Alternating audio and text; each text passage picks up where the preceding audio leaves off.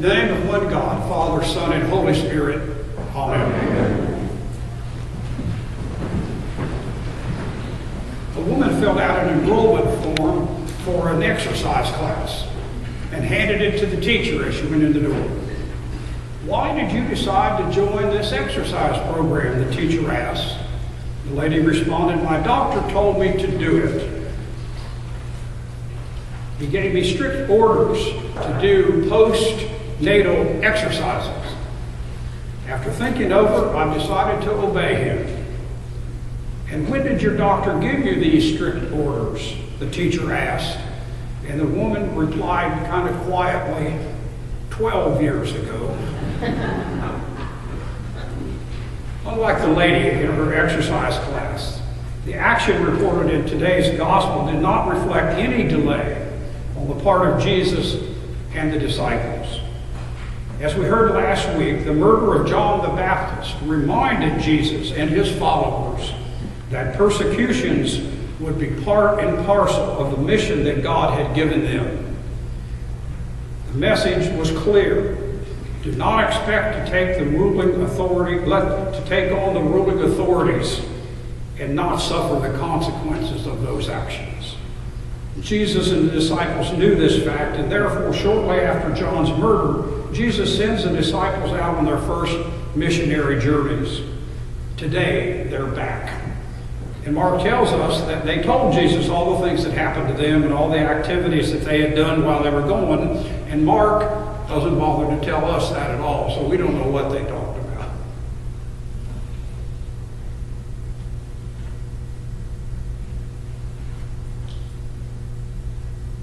And so he says, "Come by yourselves to this isolated place."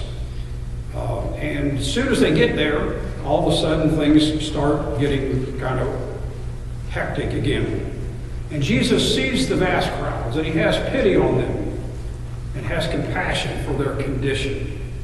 Much of the work that Jesus does then comes out of that compassion, out of that strong compassion for the needs of other people.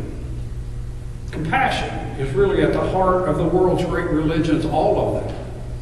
Compassion is also the heart of Jesus' choice to emphasize love in his interpretation of the Scriptures. Attempting to love people often brings us into contact with those who disagree with us in very fundamental ways. A young man approached the late Senator Everett Dirksen of Illinois and said to him, "Senator, I wouldn't vote for you if you were St. Peter himself." The ever-witty Everett Dirksen eyed the young man for a moment and then said, "Son, if I were Peter, you couldn't vote for me because you wouldn't be living in my district." Far too often, we distinguish between those that we love and those who we will cast in the role of outsider. Selective exclusion occurs in the hearts and minds of both individuals and sometimes even in the church. Jesus reminds the disciples that they will be known to others by their acts of loving kindness. We also are called to love others as a mark of our own discipleship. We who are baptized have lost ourselves in the Lord and are called upon to search out whomever it is that may become a Judas, a betrayer in our lifetimes. And in losing ourselves, the risen Christ promises that we shall find ourselves loved and forgiven and seated once again at the table with those with whom we have disagreements.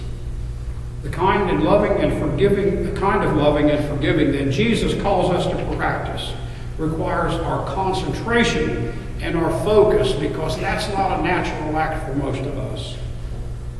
And so it cannot be casually practiced. It has to be done with a focus. Neurologist Oliver Sacks wrote a fascinating story about the powers of concentration. It gives us some example of maybe the kind of concentration we need in order to focus on Jesus. Tourette's syndrome is a mental disorder that causes victims to have any number of physical and verbal tics. If anybody ever met somebody with Tourette's, if you have, you don't ever forget them very quickly, and here's why. These individuals with Tourette's syndromes suffer from constant facial twitches. They often find themselves uttering uncontrollable verbal sounds, whoops, beeps, and other kinds of sounds. Often, and this is why we remember them, often these individuals will blurt out uncontrollable streams of obscenities just out of the blue in the middle of a meeting, in the middle of a church service or somewhere like that.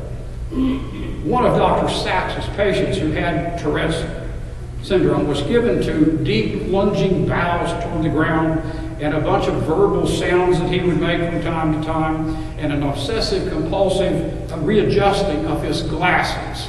So this individual was pretty far into the disorder. But Dr. Sachs also notes that something quite unique about this individual was that he was a highly skilled surgeon who developed the disorder late in life. And somehow, for some unknown reason, when the doctor dons his surgical mask and puts on his gown and enters the operating room, all of his tics disappear.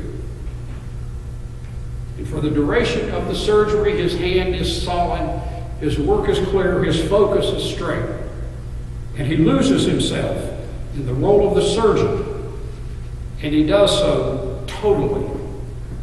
When the surgery is finished and he leaves the operating room, he returns to his old odd quirks and jerks and adjustment of his glasses and shouting and making funny noises.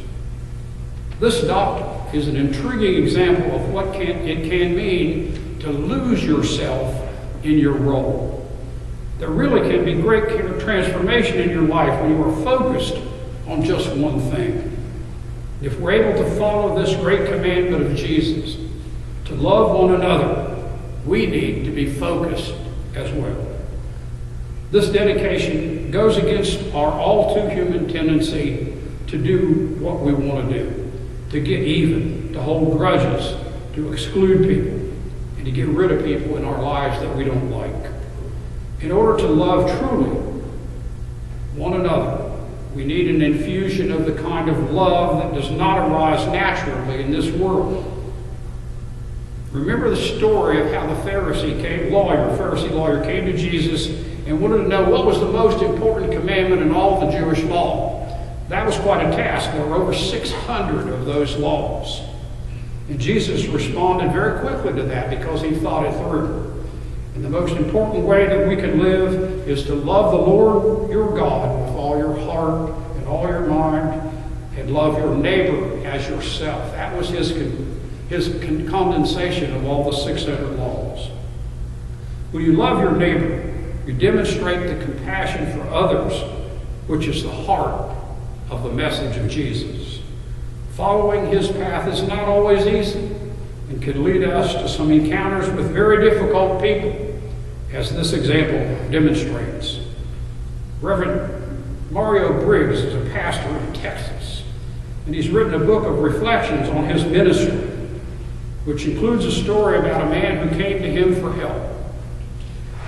A man showed up once in early morning at the church office, and he said, I got word last night, Pastor, that my wife is dying.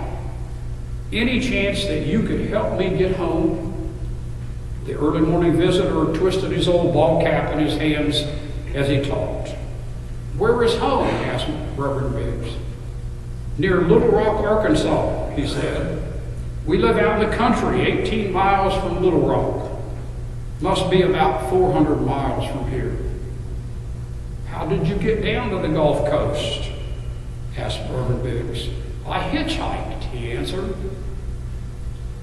I guess you think I'm a little odd running all the way around the country like that looking for work.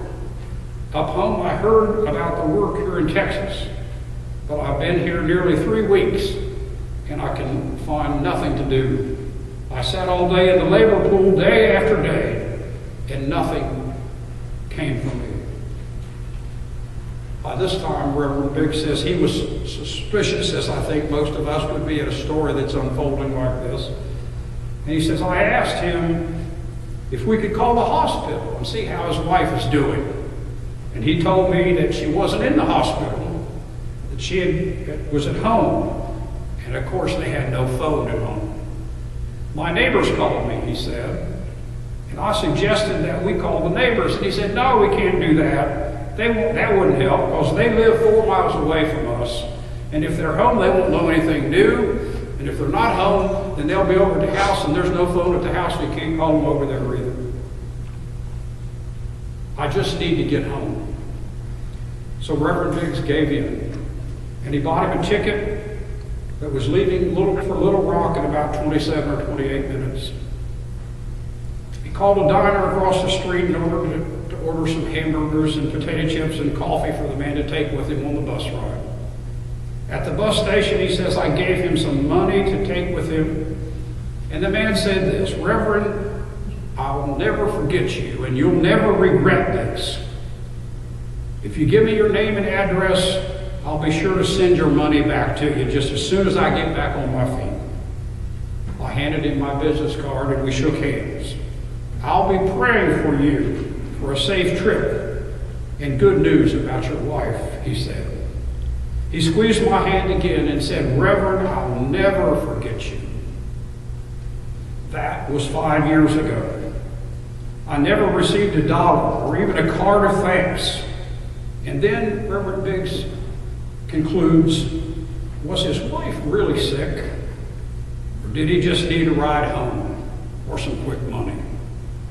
These questions, he says to himself, are not my problem in that situation of trying to reach out to him. My problem was this man came to me for help, and the issue for me was very simple, whether I would be his neighbor or not by helping him. My problem was not whether he would be my neighbor and pay me back. My only question was, what was I in control of? And what I was in control of is to be his neighbor. As people of God, we're called upon to discern the spirit of the times in which we live, the spirit that lives in what that spirit is doing among us right now and what it's asking us to do now. Jesus is telling us that we have to pay close attention to our hearts and to how we are living our lives. A heart without action is ineffective. An action without heart has no empathy. Jesus is calling us to have a compassionate heart and to reach out in love to all of our neighbors.